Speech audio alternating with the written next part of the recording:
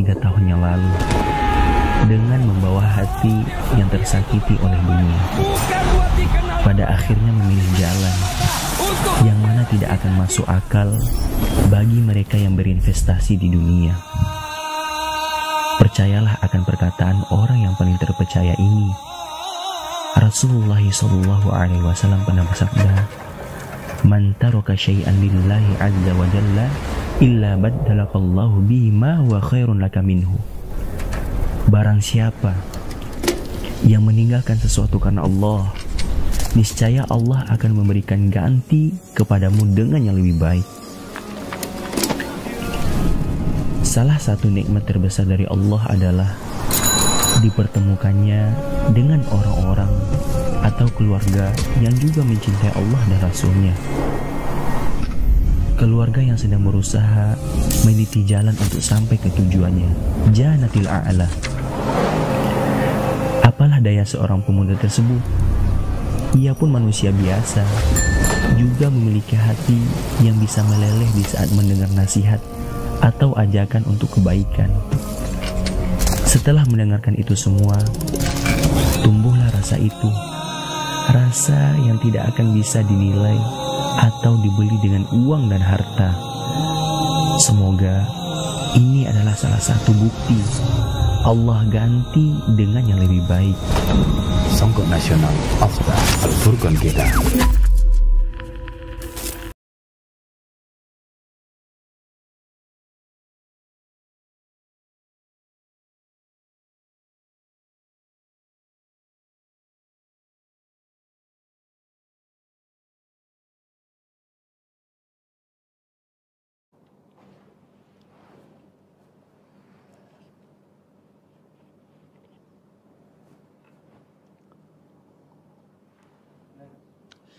Bismillah, Assalamualaikum warahmatullahi wabarakatuh. Alhamdulillah hamdan katsiran tayyiban mubarakan fi kama hibbu rabbuna wa yarda. Wassalatu wassalamu ala nabiyina Muhammad wa ala alihi wa ashabihi wa man tabi'ahum bi ihsan ila yaumiddin, amma ba'd. Masyarakat muslimin, pemirsa Al-Furqan TV dan pendengar radio Suara Al-Furqan dimanapun Anda berada, senang sekali rasanya Al-Furqan TV kembali menjumpai Anda dalam program kami Konsultasi Syar'i Al-Furqan TV. Yang mana insya Allah pada hari ini, hari Selasa tanggal 6 Jumadil Akhir 1445 Hijriah atau bertepatan dengan tanggal 19 Desember 2023. Seperti biasanya, Ana Bobi Abu Halid membersamai gurunda kita, Al-Ustadz Ahmad Sabik Alsi, Hafidhahullahu Ta'ala. Tidak lupa salawat serta salam selalu tercurah kepada baginda kita Nabi Muhammad Sallallahu Alaihi Wasallam, kepada para istri-istrinya, kepada para sahabat-sahabatnya, dan kepada umatnya yang mengikuti sunnahnya hingga akhir zaman kelak. Alhamdulillah telah hadir bersama kita, di tengah-tengah kita, guru kita Al-Ustadz Ahmad Sabik Alsi, Hafidhahullahu Ta'ala. Kita akan sapa dulu beliau pada malam hari ini. Assalamualaikum warahmatullahi wabarakatuh, Ustadz. Assalamualaikum warahmatullahi wabarakatuh. Gimana kabar, Ustadz? Alhamdulillah. Alhamdulillah. Alhamdulillah Ustadz dalam keadaan sehat walafiat. Baik, bagi pemirsa Al-Furqan TV dan pendengar radio Suara Al-Furqan dimanapun Anda berada, kami ingatkan kembali bahwasanya program ini adalah program interaktif. Anda dapat bergabung bersama kami melalui line telepon Anda di nomor 0812 5952 1312.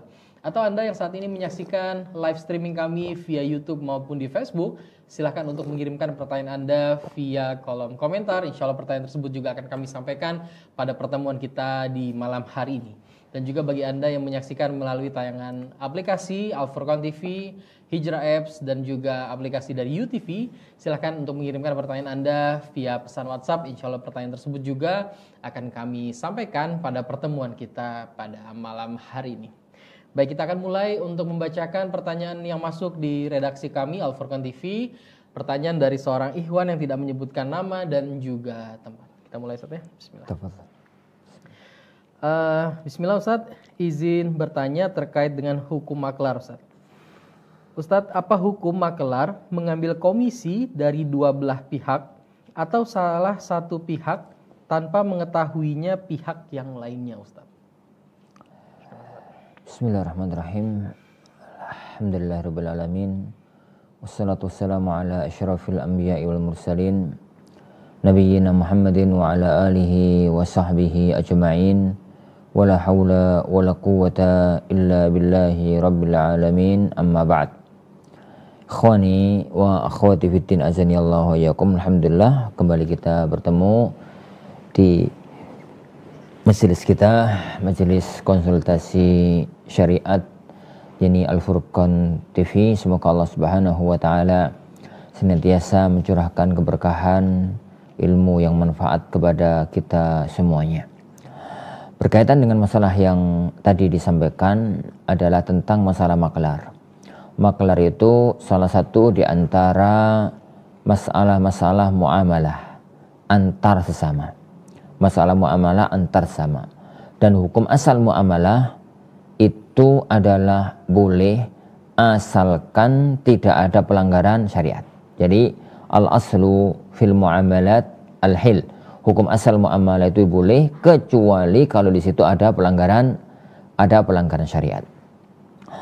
Maka berangkat dari masalah maklar yang tadi disampaikan, jadi si maklar itu mengambil komisi dari salah satu pihak atau dari kedua belah pihak. Apakah jadi itu diperbolehkan ataukah tidak? Hukum asalnya boleh. Jadi hukum asalnya itu boleh. Jadi misalkan maklar jual tanah A, jual tanah, kemudian dia karena sibuk, karena ini, karena itu dia jadi nggak punya jaringan dan macam-macam, akhirnya dia minta kepada si B untuk jualkan tanahnya. Alhamdulillah si B itu mendapatkan pembeli si C, mendapatkan si pembeli si C. Lalu dia menarik komisi dari kedua belah pihak, menarik komisi dari ini kedua belah pihak, dari si A sebagai pemilik tanah sekian persen, dari si B sebagai pembeli sekian persen. Asalkan diridhoi oleh si A, asalkan diridhoi oleh si C, maka jadi nggak ada masalah. Jadi maka tidak ada masalah. Terutama kalau urf yang ada di negeri kita, memang kalau misalkan kelas-kelas jual beli tanah itu mau nggak mau harus ada komisi sekian, ada fee lah gitu ya dari pihak penjual maupun dari pihak pembeli. Asalkan itu diridhoi, disetujui oleh kedua belah pihak karena merasa dibantu, si A merasa dibantu, si B juga merasa dibantu. Si A misalkan dia itu merasa dibantu karena bisa menjualkan tanahnya laku, si B atau si B, si C merasa dibantu untuk mendapatkan tanah yang mungkin dia sedang cari-cari tanah yang strategis semacam itu, maka itu adalah hal-hal yang normal dalam kehidupan bermuamalah. Wallahu a'lam bishawab. Nah, Ustaz, jazakumullah khairan atas jawabannya. Kita melanjutkan lagi Ustaz untuk membacakan pertanyaan yang kedua yang masuk di redaksi kami Al-Furqan TV Ustaz. Pertanyaan kedua mungkin dari seorang ukhti yang tidak menyebutkan nama dan juga tempatnya Ustaz. Beliau bertanya, Assalamualaikum Ustaz, saya mau menanyakan terkait hukum wanita yang telah menjalani operasi kuret yang mana kandungannya 4 bulan, akan tetapi kuret dilakukan karena tidak ada janin atau janin kosong. Pertanyaannya, apakah darah yang keluar dihukumi termasuk nifas atau istiadah? Kemudian apakah saya wajib mandi besar? Dan apakah saya wajib sholat? Dan yang terakhir, apakah daging sisa kuret harus dikubur, Ustaz? Tentang kuret, lahir prematur, atau yang semisalnya, pegang kaidahnya. Yani karena kasus lapangan itu bisa jadi beragam, bisa jadi macam-macam. Tapi kaidahnya satu. Kaidahnya itu adalah satu.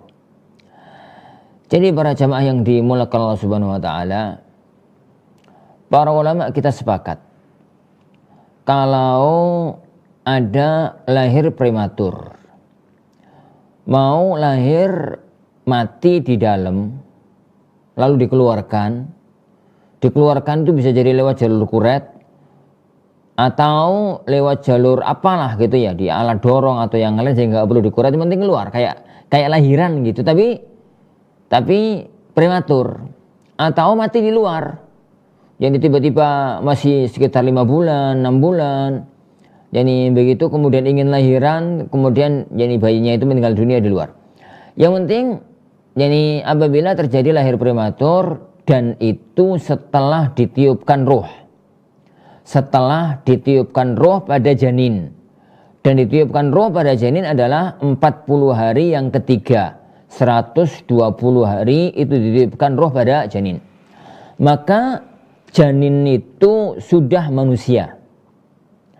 karena dia sudah manusia, sudah ada wujud manusianya, fisiknya, dan sudah ada rohnya, maka dia adalah manusia. Karena dia manusia, maka diberlakukan hukum lahiran, diberlakukan hukum manusia. Jadi bayi yang keluar meninggal dunia itu dianggap manusia, dimandikan, dikafani, dianjurkan untuk disolatkan, dan dikuburkan di kuburan kaum muslimin, di kuburan yakni kaum muslimin. Dan darah yang keluar dari ibundanya adalah darah haid, darah nifas. Berlaku semua hukum nifas. Tidak boleh sholat, tidak boleh puasa. Kemudian di ujung masa nifasnya wajib bagi dia untuk mandi besar. Taib. Ini yang pertama. Dan setahu saya, wallahu alam, tidak ada perselisihan di kalangan para ulama jika itu setelah ditiupkan ruh.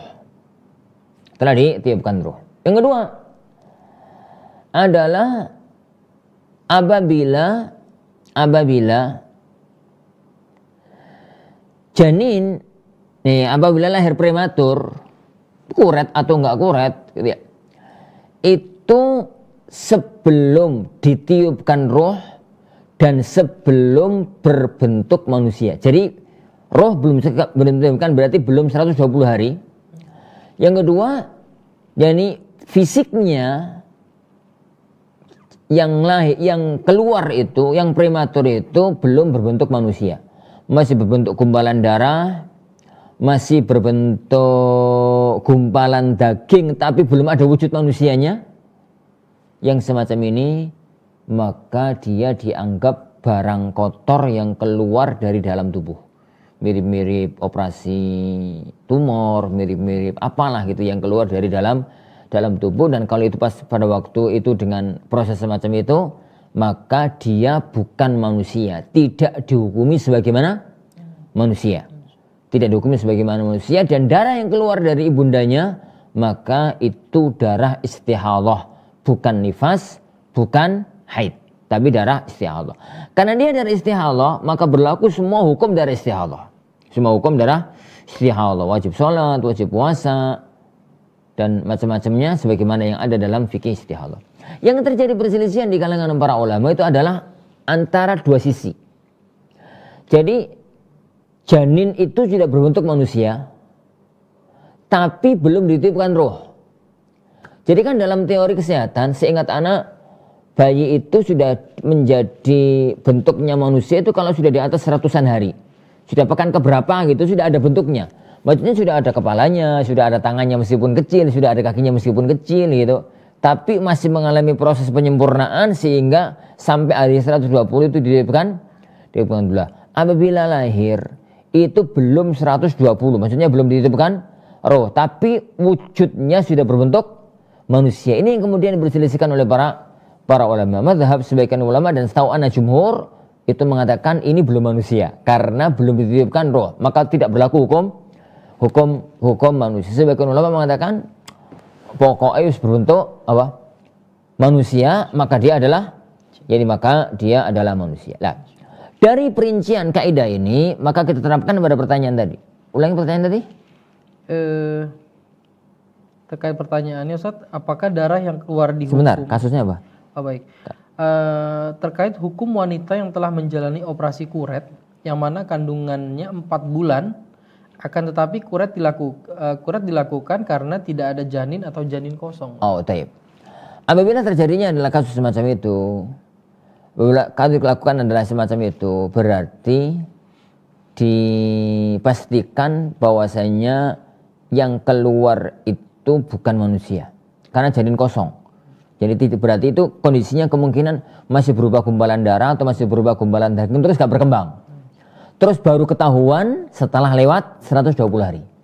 Jadi berarti bayi itu sudah mati lama, sudah mati di dalam, dan itu banyak kasus yang semacam itu. Jadi misalkan kuret dilakukan di usia 6 bulan, padahal ternyata dalam rilis dokter ini bayi masih umur 3 pekan, masih umur 2 bulan, masih umur berapa yang semacam itu. Dalam kondisi pertanyaan kayak tadi, berarti yang keluar itu bukan manusia.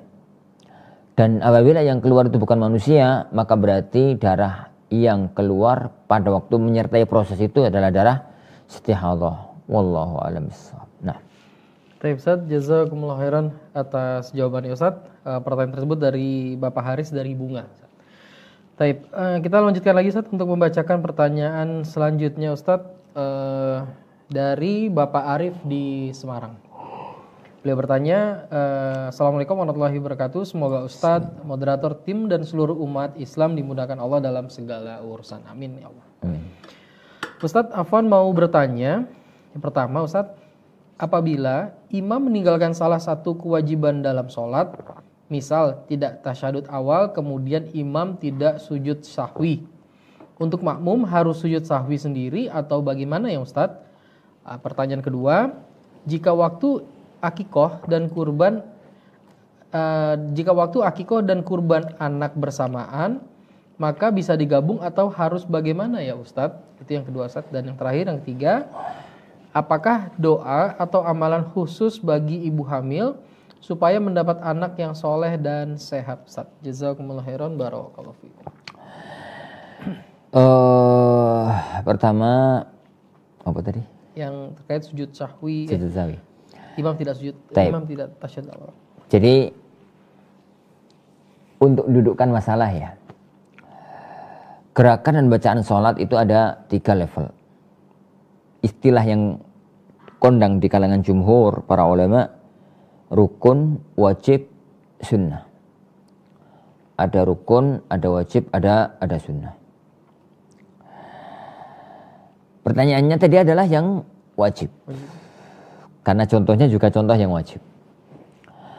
Wajib-wajib sholat itu adalah sesuatu yang harus dikerjakan.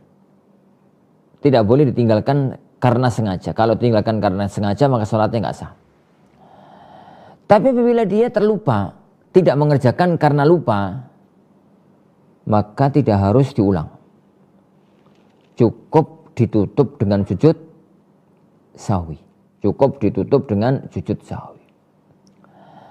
Kasus lapangan sekarang itu adalah imam sholat lupa. Imam sholat lupa. Lupa tasyahud awal. Berarti dia meninggalkan wajib-wajib sholat. Mestinya di akhir sholat dia sujud sahwi. Dia sujud sahwi sebelum salam. Ternyata sampai salam gak sujud sahwi. Bisa jadi lupa, bisa jadi imamnya bingung gitu. Dalam kondisi itu yang Anda lihat wallahu alam, makmum langsung negur. Ya, Pak Imam, sujud sahwi. Maka langsung sujud sahwi, karena sujud sahwi itu bisa dilakukan sebelum salam, bisa dilakukan setelah salam. Itu yang pertama. Jadi bukannya makmum itu sujud sahwi sendiri, tapi mengingatkan kepada imam bahwasanya dia punya kewajiban sujud sahwi, sehingga setelah diingatkan langsung sujud sahwi setelah salam. Ini setelah salam. Itu yang pertama. Yang kedua. Jadi yang kedua. Apabila itu tidak dilakukan, yang penting kasus berarti sekarang tidak dilakukan. Tidak terjadi. Imam tidak sujud sahwi. Apakah makmum sujud sahwi sendiri? Tidak. Karena makmum itu sholatnya terikat dengan imam. Al-imamu dhamin. Ini imam itu menanggung masalah yang ada pada sholat dirinya dan sholat yani jamaahnya. Sholat yani jamaahnya. Makanya kewajiban seorang imam itu adalah ya ummul qauma aqra'uhum bi kitabillah wa in kanu fil qira'ati sawa fa'alamuhum bis sunnah. Yani kewajiban dalam sholat itu adalah yang mengimami kalian adalah yang paling akra, yang paling bagus bacaannya pada kitabullah. Kalau setelah itu adalah yang paling ngerti terhadap sunnah-sunnah Rasulullah SAW. Karena hal-hal semacam itu akan banyak terjadi di tengah-tengah sholat. Wallahu a'lam. Yang kedua apa tadi? Akikoh dan kurban di waktu yang bersamaan. Apabila terjadi akikoh dan kurban di waktu yang bersamaan, apakah bisa digabung ataukah tidak bisa digabung? Masalah ini dalam ilmu fikih dinamakan dengan tadakhul al-ibadat. Tadakhul al-ibadat. Tadakhul ibadat itu adalah apabila ibadah satu dengan yang lainnya itu saling masuk, saling mengisi. Jadi ibadah antara satu dengan lainnya itu saling mengisi. Contohnya begini. Ada orang qadarullah misalkan dia itu jima dengan istrinya ba'da subuh Ramadan. Ba'da subuh Ramadan ya. Ba'da subuh hari Jumat. Jadi ba'da subuh jadi hari Jumat. Kemudian dia enggak langsung mandi. Dia pikirannya nanti aja sekalian udah Jumatan gitu ya. Mandi mau Jumatan. Jam 10 dia itu mandi. Di hadapan dia sekarang ada 2 mandi. Di hadapan dia sekarang ada 2 mandi. Mandi yang pertama adalah mandi junub karena jima tadi ba'da subuh. Mandi yang kedua adalah mandi Jumatan. Mandi Jumatan itu sunnah dalam mazhab jumhur, wajib dalam mazhab sebagian para ulama. Kalau kemudian dia itu mandinya itu cuma sekali mandi. Yani sekali mandi dan diniatkan untuk dua-duanya. Untuk mandi junub ya, untuk mandi Jumatan ya. Apakah bisa mencakup dua-duanya? Saya katakan bisa. Kenapa kok bisa mencakup dua-duanya? Karena tujuan untuk dilakukannya mandi tercapai dengan satu mandi. Dia mandi junub ya memang sudah mandi. Dia mau Jumatan agar bersih, agar wangi, agar apa juga tercapai. Maka tatkala itu bisa untuk tadakhul al-ibadat. Tapi kalau kemudian sesuatu itu memang butuh satu-satu.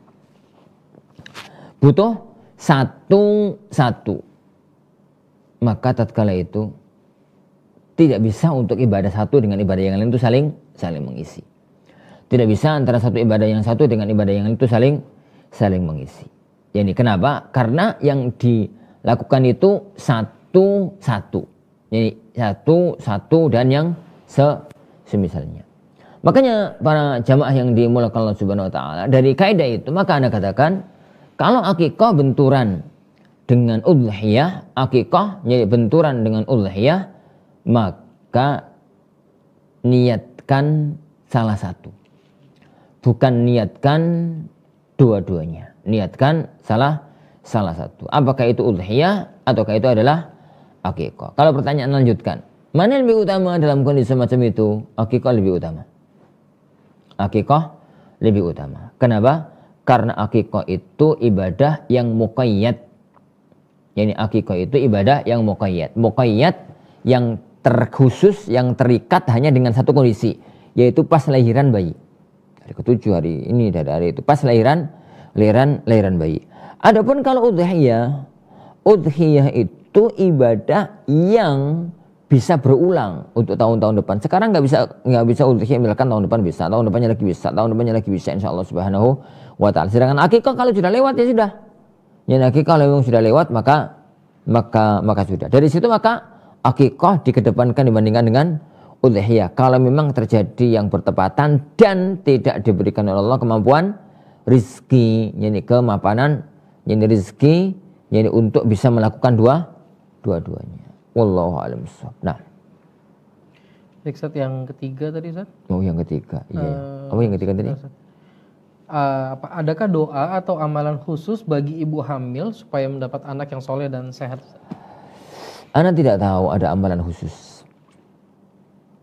Tapi yang inti ibu itu harus banyak berdoa kepada Allah Subhanahu wa taala untuk kebaikan anak yang masih dikandungnya. Kemudian yang kedua jangan pernah makan yang haram, karena makanan haram itu akan menjadi bibit produsen bayinya. Kan jadi makanan apa itu jadi diserap dengan janji gizi kemudian masuk ke dalam bayi, akhirnya bayi sebelum lahir itu sudah ada unsur haram pada dirinya, ada unsur yang haram yang pada dirinya. Yang ketiga, jadilah ibu yang salihah, karena ibu yang salihah akan punya hawa pengaruh untuk sang bayi. Wallahu a'lam bishawab. Nah. Terima kasih Ustaz, jazakumullah khairan atas jawabannya Ustaz. Kami ingatkan lagi bagi pemirsa Al-Furqan TV dan pendengar radio Suara Al-Furqan dimanapun Anda berada, bahwasanya program ini adalah program interaktif. Anda dapat bergabung bersama kami melalui line telepon Anda di nomor 0812 5952 1312. Atau Anda yang hanya ingin mengirimkan pertanyaan Anda via pesan WhatsApp di nomor yang sama di nomor 0812 5952 1312. Atau Anda yang saat ini menyaksikan via live kami di YouTube maupun di Facebook, silakan juga untuk mengirimkan pertanyaan Anda via kolom komentar. Insya Allah pertanyaan tersebut juga akan kami tanyakan di pertemuan kita pada malam hari ini. Baik Ustaz, kita melanjutkan lagi untuk membacakan pertanyaan yang ketiga yang masuk di redaksi kami, Ustaz. Pertanyaannya adalah, Ustaz izin bertanya, saya adalah seorang mekanik peralatan servis elektronik, Ustaz. Namun terkadang banyak sekali barang-barang elektronik yang diletakkan di tempat saya yang rencana ingin diservis, namun setelah diketahui kerusakannya besar dan biayanya besar, akhirnya barang tersebut tidak diambil oleh pemiliknya.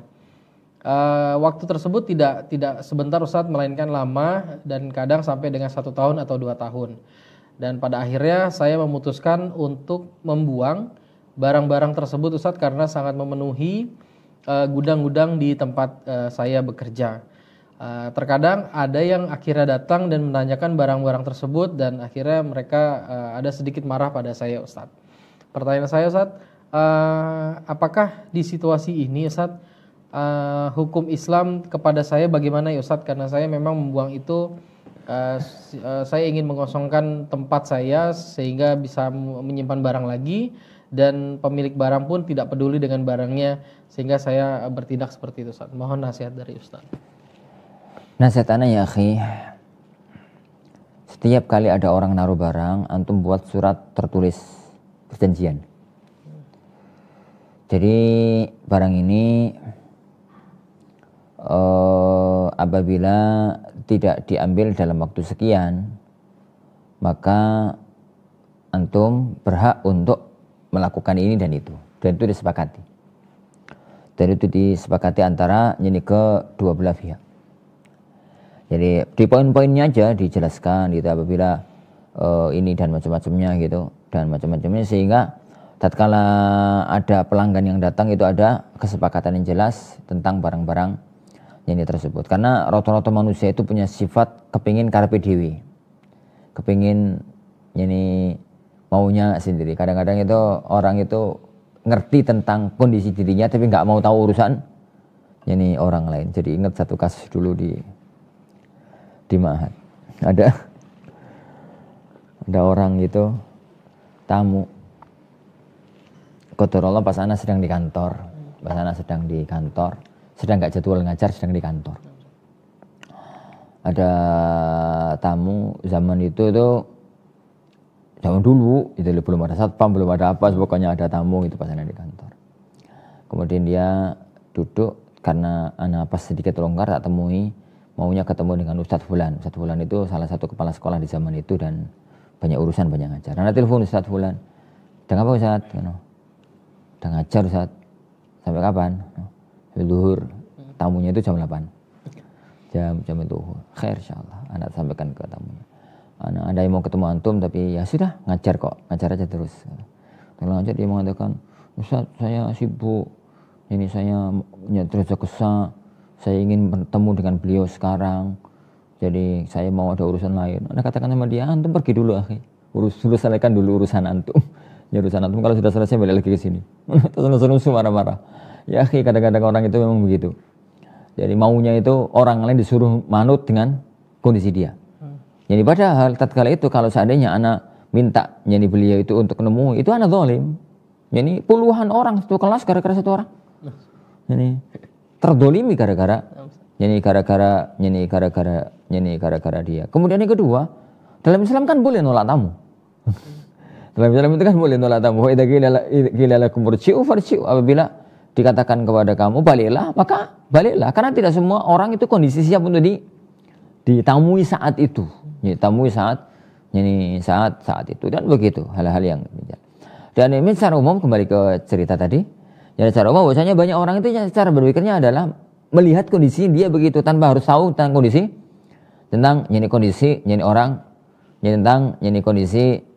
orang lain. Ya begitu kadang-kadang yang semacam itu, tanpa memperhatikan kondisi orang lain. Lah, kaidahnya, makanya Islam itu syariat kita sama memberlakukan satu kaidah, la dharara wa la dirar. Tidak boleh berlakukan sesuatu yang memadaratkan orang. Dalam bahasa Al-Qur'an itu la tadlimuna wa la tudlamun. Kalian enggak menzalimi, kalian juga enggak dizalimi. Jadi kalau barang itu masuk, jadi kalian itu barang itu masuk, antum jangan sampai menzalimi orang.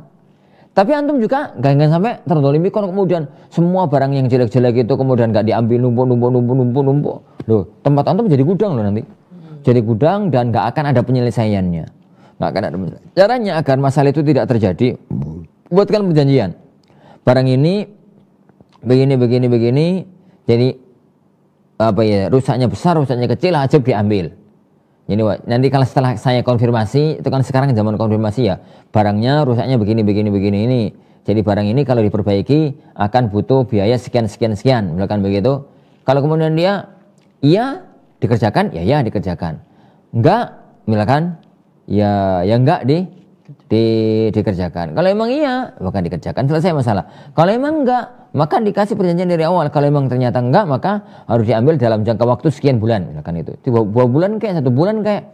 Jadi kalau memang sudah lewat daripada itu, maka berhak melakukan pihak pertama atau pihak servis, tukang servis berhak melakukan ini dan itu. Dan dengan itu selesai masalah. Insyaallah subhanahu wa ta'ala. Dan apabila nanti misalkan apabila misalkan perjanjiannya harus diambil selama jangka waktu maksimal 6 bulan, kemudian dia datang setahun, 2 tahun diambil, kemudian dia marah-marah, biarin aja marah-marah. Ini wallahu a'lam bishawab. Nah, Ustaz, jazakumullah khairan atas jawabannya. Kita melanjutkan lagi Ustaz untuk membacakan pertanyaan selanjutnya yang masuk di redaksi kami Al Furqan TV Ustaz. Terkait dengan urusan mudharabah Ustaz. Pertanyaannya adalah, Ustaz, Ana izin bertanya, dalam mudharabah keuntungan dibagi antara pemodal dan pelaksana atau dikatakan pekerja sesuai dengan nisbah atau persentasi yang disepakati di antara mereka. ya. Pertanyaannya adalah, bolehkah menurut hukum Islam kedua belah pihak sepakat bahwa pelaksana atau pekerja tadi yang memang salah satu mudharabah tadi menerima gaji bulanan yang tetap sebagai tambahan dari persentase yang disepakati, Ustaz? Boleh. Kalau disepakati mereka semua. Jadi inti dari mudharabah itu adalah keuntungan. Ada pemodal, ada pelaksana. Yang dimudharabahkan itu adalah keuntungannya. Proses dalamnya itu juga tergantung kesepakatan. Proses dalamnya kan berarti pelaksananya tadi kan maunya pemilik itu kan dapat gaji. Ini dapat gaji dan itu disepakati oleh kedua belah pihak, ada masalah. Yani karena mudharabah itu akad, keuntungannya berapa dibagi sesuai dengan kesepakatan. Kalau kita mengikuti hukum normal, misalkan 60, 40 atau 30, 70 misalkan ya, persen. Tapi misalkan ada orang itu yang memang dari awal itu ingin bantu. A misalkan ingin bantu B. Tapi B itu punya tipikal kalau dibantu itu nggak mau. Maunya itu adalah kerjasama, mudharabah dan macam-macamnya. Ini dan macam-macamnya. Maka A itu bikin akal gimana caranya dibantu, kemudian si B itu nggak merasa terbantu gitu. Jadi nggak merasa terbantu, lalu dia misalkan standarnya pekerjaan itu adalah 60%, 40% misalkan. Kemudian dia 40% untuk pemodal, 60% untuk pelaksana misalkan. Begitu. Kemudian dia menyampaikan, ya sudah mas, ini karena masih awal-awal dan macam-macam, ya sampean misalkan 80%, saya 20%. Bolehkah? Boleh-boleh aja, nggak ada masalah. Ini boleh-boleh aja, nggak ada masalah. Kemudian atau misalkan gambarnya tadi, dalam proses pelaksanaan itu ada gaji bulanan kan, dalam proses pelaksanaan kan mesti ada gaji karyawan toh. Yes. Karyawan ini itu digaji. Dan itu digaji. Apakah jadi pimpinannya yang itu adalah pemegang mudharabahnya, pemegang pelaksana mudharabahnya juga bisa digaji? Bisa, asalkan ada persetujuan dari pihak pemodal. Wallahu a'lam bishawab. Nah, Baik Ustaz, jazakumullah khairan atas jawabannya. Kita kembali melanjutkan lagi Ustaz untuk membacakan pertanyaan yang masuk Ustaz dari seorang ikhwan mungkin Ustaz yang tidak menyebutkan nama dan juga tempatnya Ustaz. Ustaz, saya izin bertanya. Saya penanggung jawab pada perusahaan dan terkadang saya keluar dari kantor untuk menyelesaikan urusan khusus dan saya tidak punya orang yang secara langsung bertanggung jawab untuk meminta izin keluar. Saya keluar ketika waktu kerja tanpa berpengaruh terhadap perusahaan. Apalagi ada HP yang memungkinkan untuk menelpon saya kapanpun juga ketika ada kebutuhan dalam pekerjaan. Biasanya beberapa waktu saya tinggal di kantor setelah waktu kerja selesai. Apa hukum agamanya terkait waktu yang saya pergunakan di luar kantor?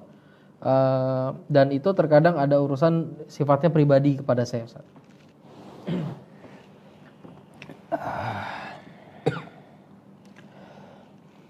Pekerjaan itu ada dua model lah.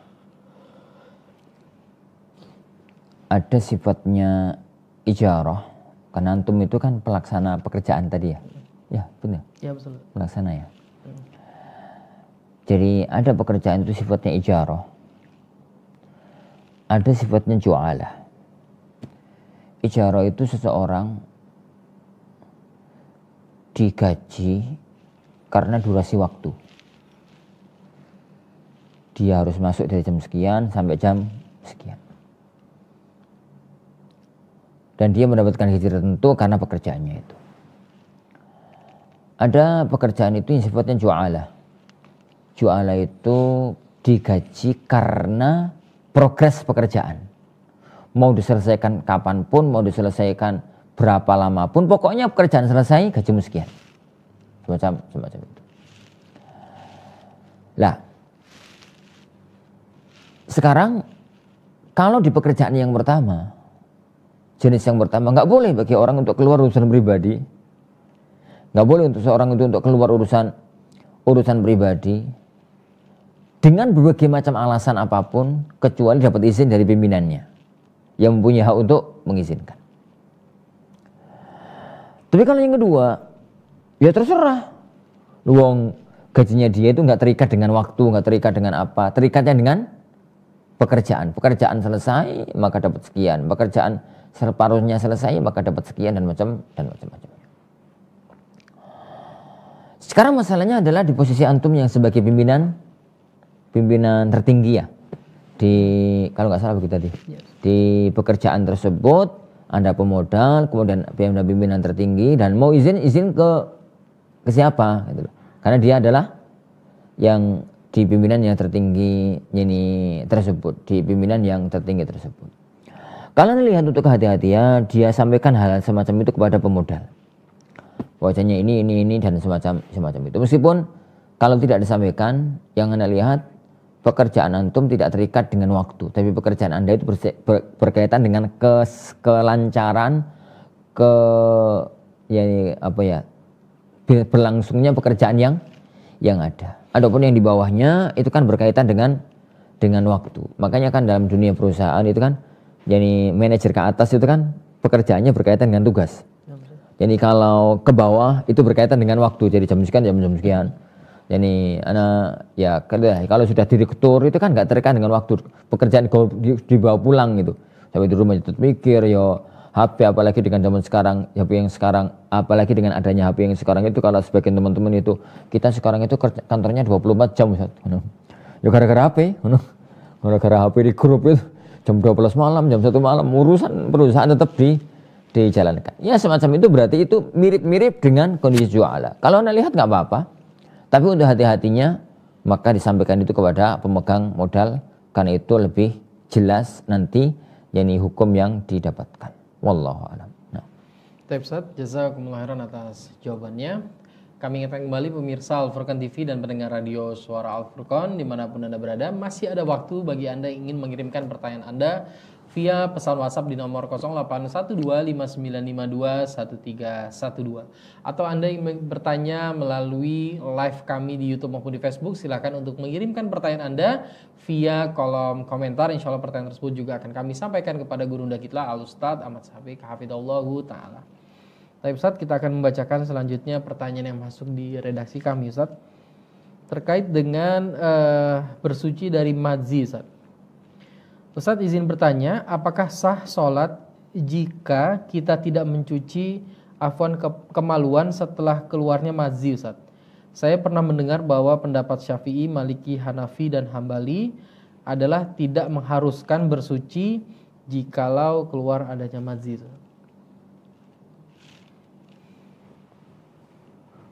Anak nggak tahu kalau madhab antum sampai menyebut 4 madhab ya. Tidak mengharuskan bersuci. Anak coba cek ulang. Anak kok janggal sekali dengan nukilan antum yang berkaitan dengan itu. Yang anak tahu dalam kajian fikih, madhi itu najisnya ringan. Jangan-jangan itu yang antum maksudkan. Jadi madhi itu najis. Madhi itu najis. Tapi najisnya itu statusnya ringan. Statusnya itu adalah ringan. Tidak wajib kayak kayak membersihkan najis-najis yang lainnya. Tidak jadikan kayak najis-najis yang lainnya. Makanya kalau tidak wajib dibersihkan, itu berarti dia dianggap suci. Apalagi antum menukil dari 4 madhab. Kok janggal sekali gitu loh. Jadi kok janggal sekali. Wallahu alam. Jadi coba kirimkan ke ana nanti, tak coba lihatnya di karangan para ulama. Janggal sekali kalau dinukilkan dari 4 madhab tidak wajib membersihkan madhi. Kemaluan dari madhi. Aneh. Wallahu alam. Ana nggak bisa memastikan karena masalahnya untuk menukil dari 4 madhab dan itu butuh dirujuk kepada kitab-kitab madhab yang ada. Wallahu alam. Baik Ustaz, jazakumullah khairan atas jawabannya. Kita lanjutkan lagi Ustaz untuk membacakan pertanyaan yang masuk di redaksi kami. Ustaz, bagaimana hukumnya berinteraksi dengan aplikasi atau sebuah software yang mana aplikasi atau software tersebut mendukung adanya LGBT atau homoseksual, Ustaz? Keren, Ustaz. Tergantung jadi interaksinya kayak apa. Jadi apa ya, tergantung interaksinya kayak apa. Aplikasi itu sampai di level apa dikatakan mendukung dan yang semisalnya. Karena nggak jelas gitu dari pertanyaan itu. Aplikasi misalkan, aplikasi itu adalah aplikasi yang tidak mengharamkan apa ya, LGBT misalkan. Aplikasinya orang kafir. Bisa digunakan untuk hal-hal semacam. Tapi di situ ada kebaikannya. Lalu kita masuk untuk mengambil kebaikannya tersebut misalkan begitu ya. Kalau hanya itu yang dimaksudkan, monggo-monggo aja. Jadi nggak ada masalah. Anak gambarkan yang paling mudah itu TikTok. TikTok itu hukum asalnya kan ya sebuah aplikasi yang bisa untuk mengunggah film-film pendek, ceramah omong-omongan pendek, yang kemudian berkembangnya itu adalah untuk joget-jogetan, untuk ini, untuk itu, dan macam-macam, sehingga aplikasi itu menjadi aplikasi yang buruk di tengah-tengah umat, hukum asalnya.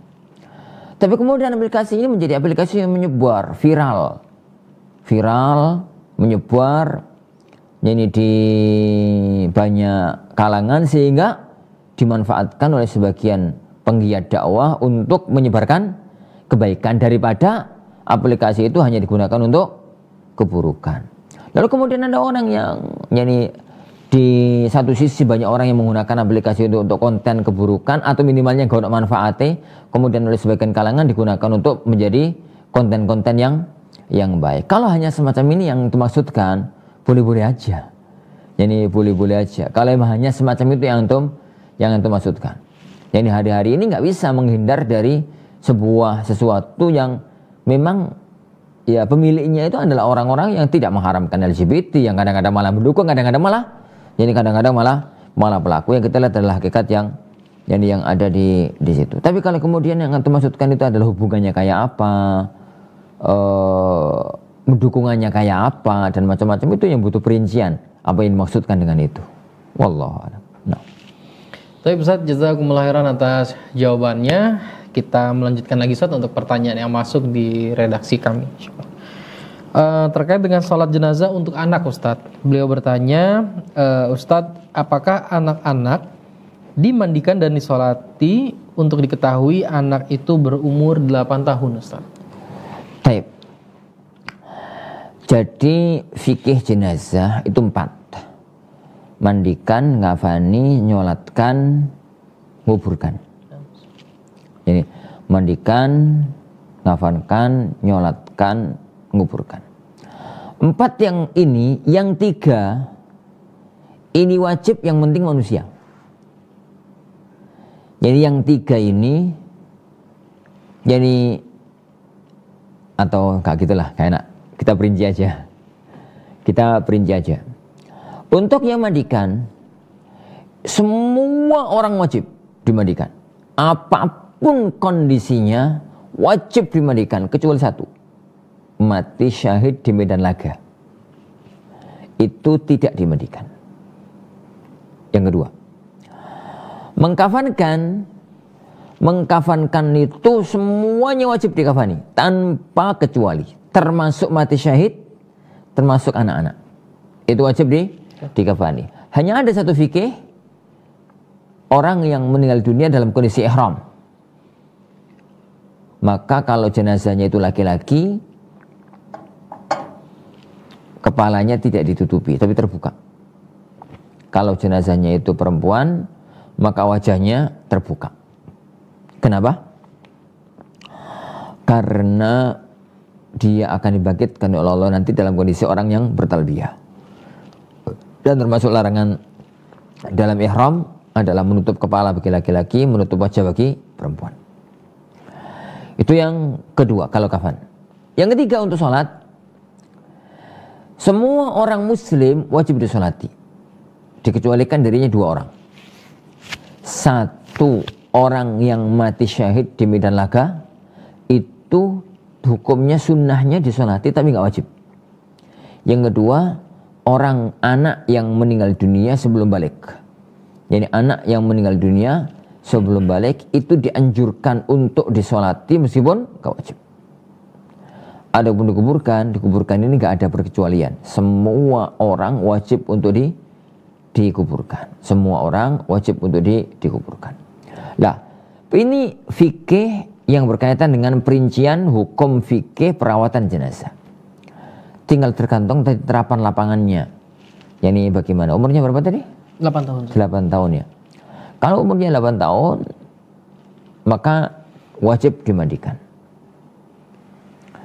Yang kedua, wajib dikafani. Yang ketiga, kalau mau dimandikan, kalau mau disolatkan, monggo. Yani mau menyolatkan, dan itu yang sebaiknya, itu yang terbaik. Yani karena beliau Shallallahu Alaihi Wasallam juga pernah mensolati jenazah bayi yang belum balik, anak yang belum balik. Terakhir adalah dikuburkan di kuburan kaum muslimin semuanya, meskipun dia itu masih bayi. Wallahu a'lam. Baik Ustaz, jazakumullah khairan atas jawabannya. Kita melanjutkan lagi Ustaz untuk membacakan pertanyaan yang masuk di redaksi kami Ustaz, pertanyaannya adalah, Ustaz, imam masjid yang saya sholat di sana salah dalam membaca Al-Fatihah. Ia membaca fathah yang seharusnya dhammah dan kasroh yang seharusnya dhammah. Hal ini akan merubah arti ayatnya. Lalu apakah tetap sah sholat saya di belakangnya Ustaz? Jadi para jamaah yang dimuliakan Allah Subhanahu wa taala, hukum asal seorang imam itu mestinya yang terbaik. Kata Rasulullah sallallahu alaihi wasallam, ya ummul qauma aqra'uhum li kitabillah. Yang mengimami sebuah kaum itu yang paling bagus bacaan Al-Qur'annya. Kalau ternyata mereka dalam Al-Qur'an itu sama, fa'alamuhum bisunnah, yang paling ngerti tentang sunnahnya Rasulullah sallallahu alaihi wasallam. Tentang imam yang disebutkan tadi,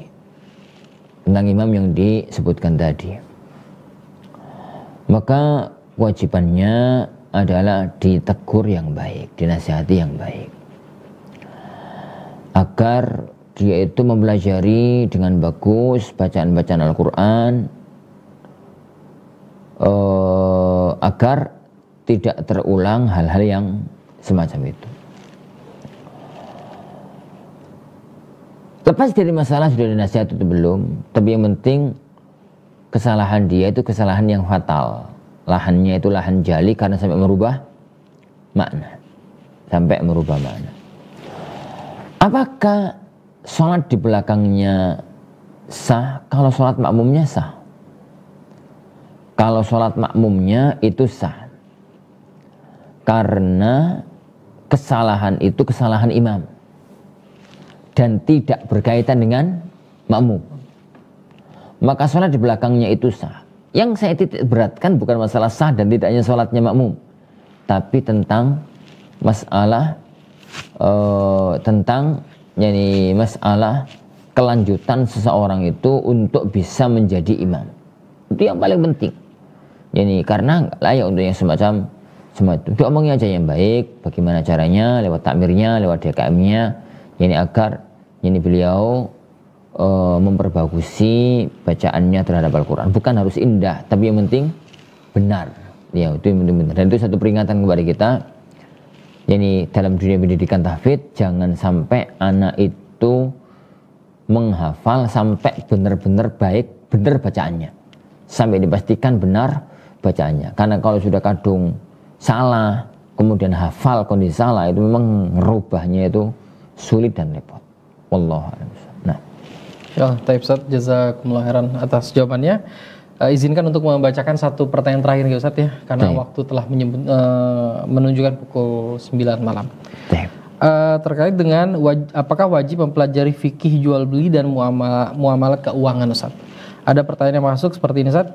Ustaz, apakah mempelajari fikih jual beli dan muamalat keuangan itu wajib atau fardu ain bagi setiap orang yang berinteraksi jual beli seperti para apoteker dan perwakilan perusahaan obat?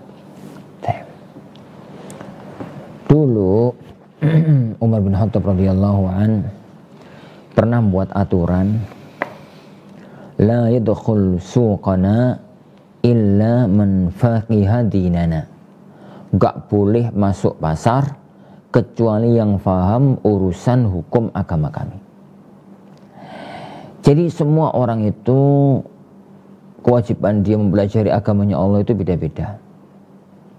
Ada orang yang diwajibkan untuk mempelajari semuanya karena dia akan memposisikan dirinya sebagai seorang yang berfatwa kepada umat. Yang kedua, ada orang itu yang wajib ainnya itu pada hal-hal tertentu saja. Dan ini rata-rata orang. Gambarnya begini, kalau dia itu berdagang, wajib ngerti fikih jual beli perdagangan.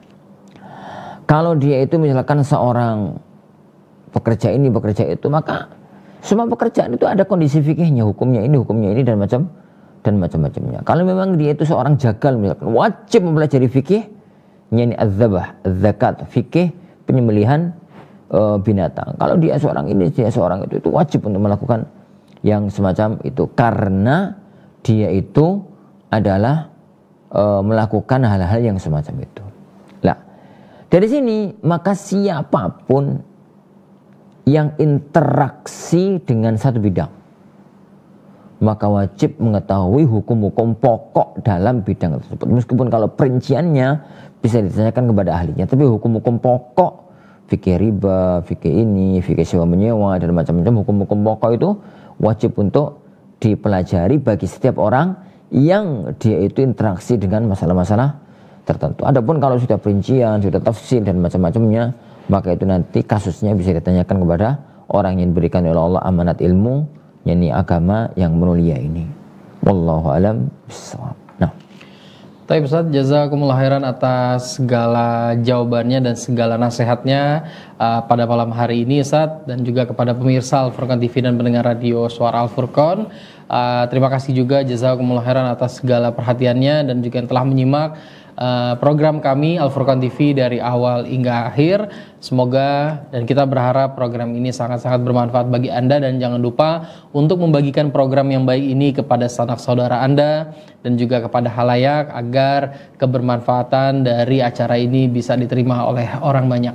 Sekali lagi kami ucapkan jazakumullah khairan kepada Al-Ustadz guru kita Ustadz Ahmad Sabik hafidhallah taala, dan juga kepada pemirsa Al Furqan TV dan juga segenap kru yang bertugas pada malam hari ini. Baik, demikian program Al Furqan TV konsultasi syar'i pada malam hari ini. Kami segenap kru Al Furqan TV yang bertugas mohon izin untuk undur diri. Kita tutup dengan doa kafaratul majelis. Subhanakallahumma wa bihamdika asyhadu alla ilaha illa anta astaghfiruka wa atubu ilaik. Assalamualaikum warahmatullahi wabarakatuh. Al Furqan TV, saluran pendidikan, dakwah dan inspirasi Islami.